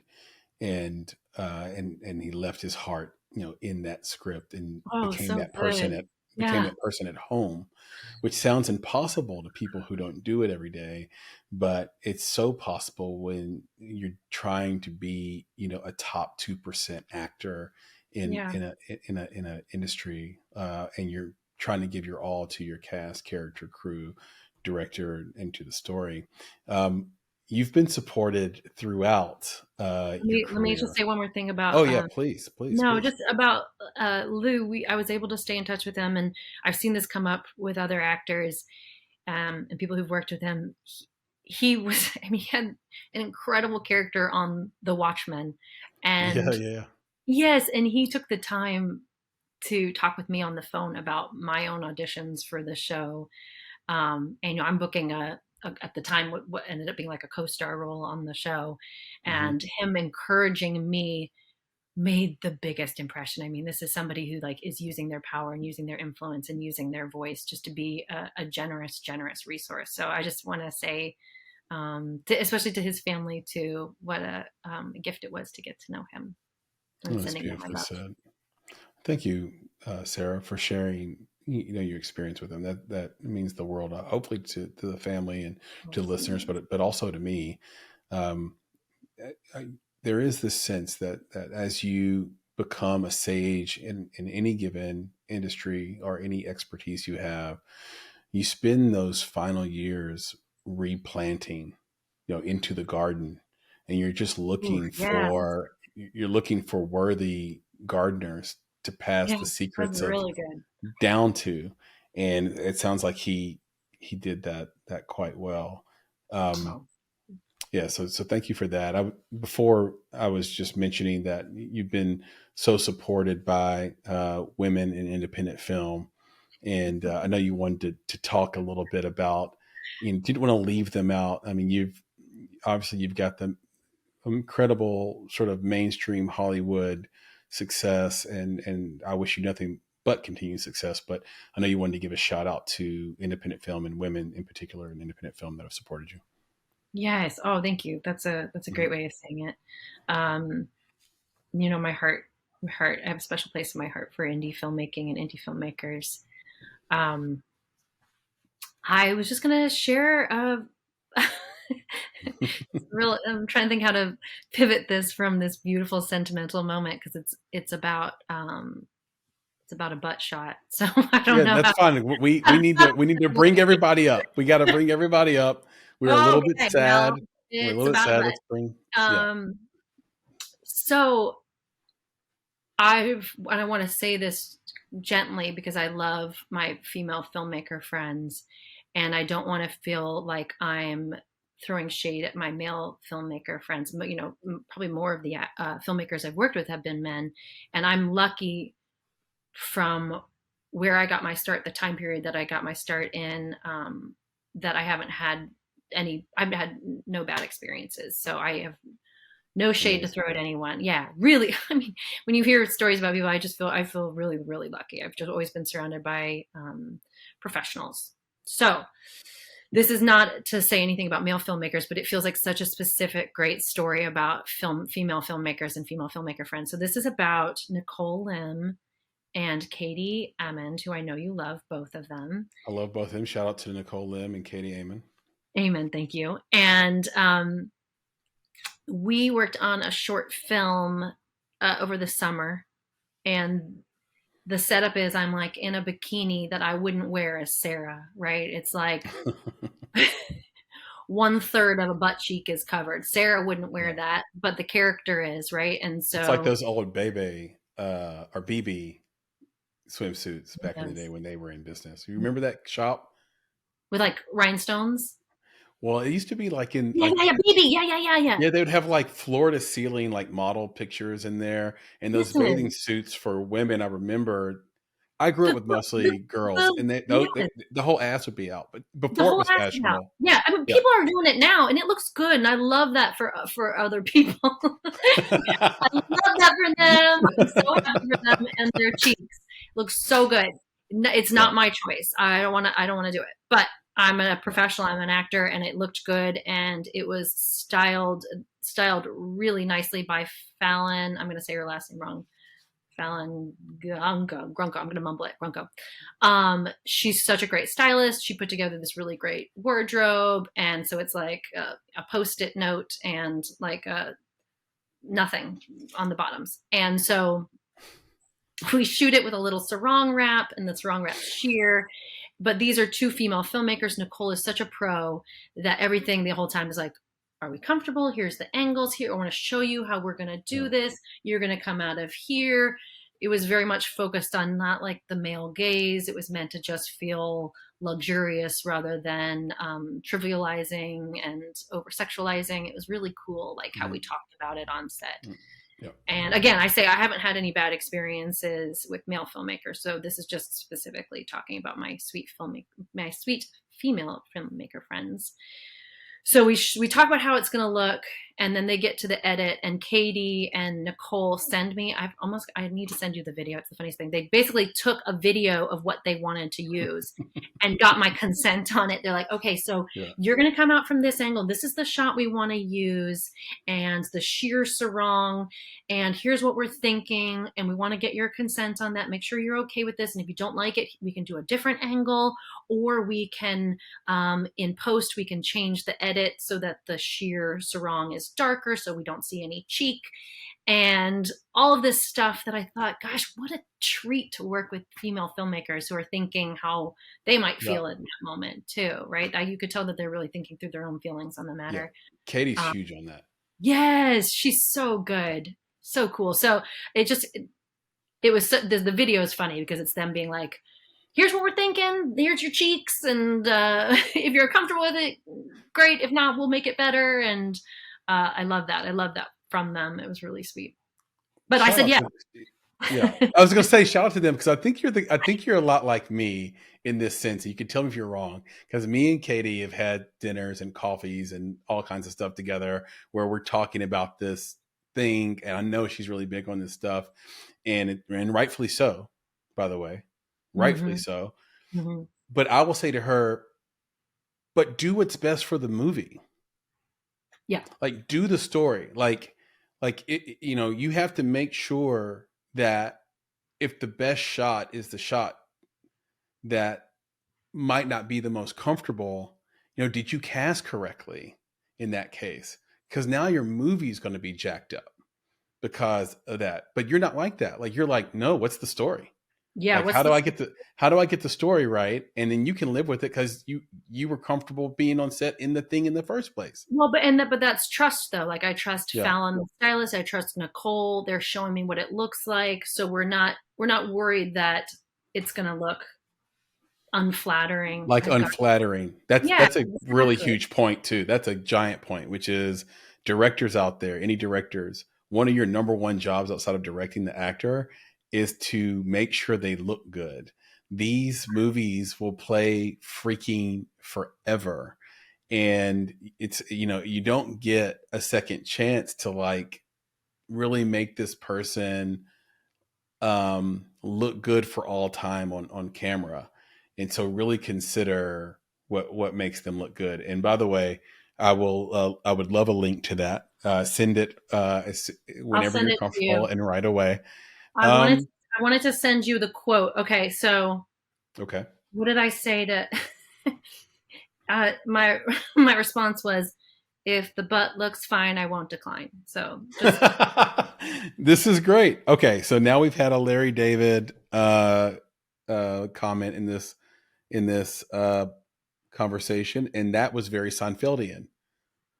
It was almost like it was said by a Seinfeld character, like Jackie Moon. Wasn't that Kramer's lawyer when he drank the coffee? It was too hot. Yeah, if the butt looks fine, I won't decline. yeah. I'm That's trusting great. you. Yeah. Yeah, I love it, and you can trust these ladies. These ladies are super Oh, pros for sure. and awesome. I appreciate you shouting them out. Haven't had Nicole actually on this podcast for some reason, but I've had Katie a couple of times, so you Oh, can go she's back. doing such great stuff. Yeah, you got to get Nicole on. She's awesome. Yeah, she's the best. And if you guys listening want to have some context to the story, you can go back in our catalog.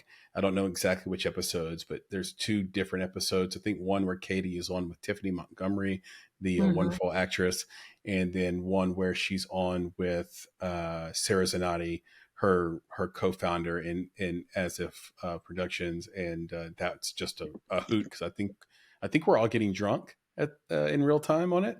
So yeah, go back and listen to that with me, Sarah, and Katie as they ask me progressively inappropriate questions to try to make me uncomfortable. Stop. So Yes. yeah, so please go find that. Sarah, this has been an absolute freaking blast. So much fun. So much fun. So, I love so it. much fun. I cannot believe we waited this long to do a round two, and Oh my gosh. we will have to do a round three when it's appropriate, and maybe we can do like we're going to do like live podcasts. I think in 2024 we're going to try to do a few of those. You should come on for Cool. one of these live things. I think it'll be great for the audience. But until then, how can this audience find you? Can you give them Yeah, places on social media, the internet, where they can find you, reach out to you if they want for to, sure. and where can they see some of your work? You can go to my IMDb page at Sara Antonio on the IMDb to see the last things I've been working on. And I think there might be a reel up there. And then on my Instagram is where I post other stuff. I have an account that's Sara, Sara, Antonio, Antonio, So Sara Antonio. Yeah, I didn't think about how it would sound when I said it, but it's basically Sara Antonio with IO at the end of it. And that's where I post updates on things I'm working on, projects.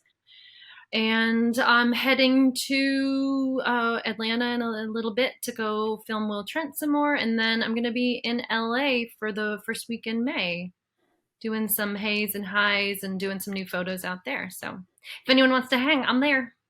That's super exciting. I'll be in LA in June. Oh, nice. So I'll miss you, but I wish I could be out there. And folks, you heard it from the horse's mouth, if you will, figuratively speaking. Go follow her on Instagram. Go to her IMDb page, Sara Antonio IO You got on it. Instagram. Go find her, follow her, her North Star. just continues to rise and rise and rise. Her zenith is way up on the mountaintop. So get in early. This is like, I love to buy stock early and then just watch it rise.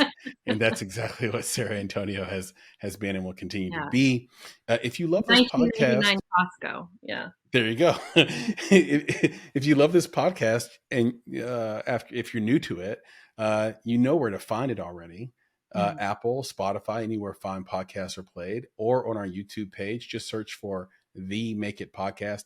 I have no idea why the taxonomy works like this, but you need to put the in there when you go to YouTube. So The Make It Podcast, we will come right up. We appreciate your support. If you want to reach out to me directly, any comments, questions, concerns, etc., you can do that on X. I am at Flame in Your Heart. Your is spelled UR, or you can just search Chris Barkley and I will come right up. We are at _ The Make It Podcast on Instagram and TikTok, and you can also find us on Facebook for sure if you want to reach out to us there as well. Oh, and I should mention, we're also on X at _ Make It Podcast as well. So please do give us a follow. If you want to know more about us as a organization, that's Bonsai Creative, you can go to www.bonsai.film, or you can go to themakeitpodcast.com and read everything that we have to offer, including our great new shop with tons of apparel and fun things for you to buy and for you to sort of live this mantra of making it. Please do check it out. The shop is brand new. We also have a great partnership with Cotton Bureau.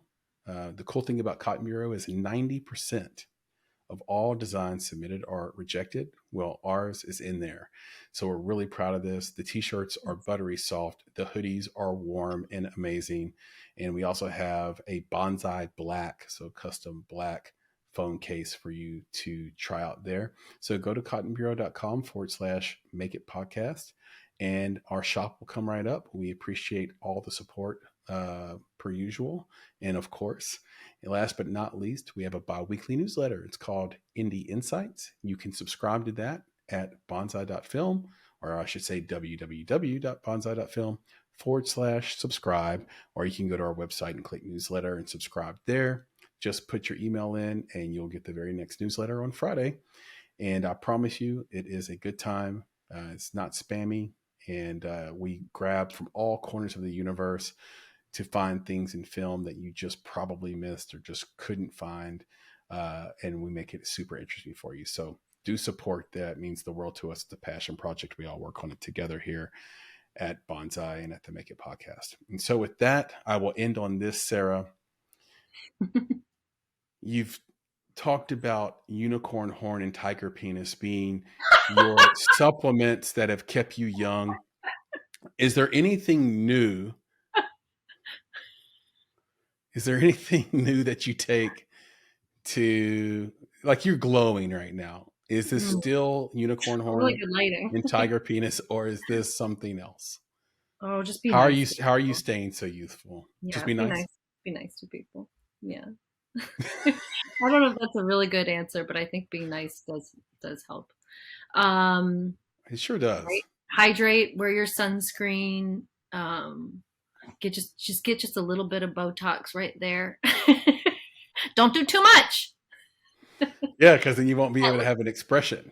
Just a little bit. Just get that little grumpy line. No, I say that to be funny, but yeah, just take good care of yourself and be nice to people and drink water and wear sunscreen. Love it. Yeah. Love it. Get the right sunscreen. Most sunscreens are toxic. Get the good stuff. Don't get the thing that's bad for the reef. Yeah. Get the good sunscreen, and you too can be timeless like Sara Antonio. Sara, love you. Thank you. I appreciate you so much. This is so much fun. Hearts. Yep. Be good. Tell everybody I said hello.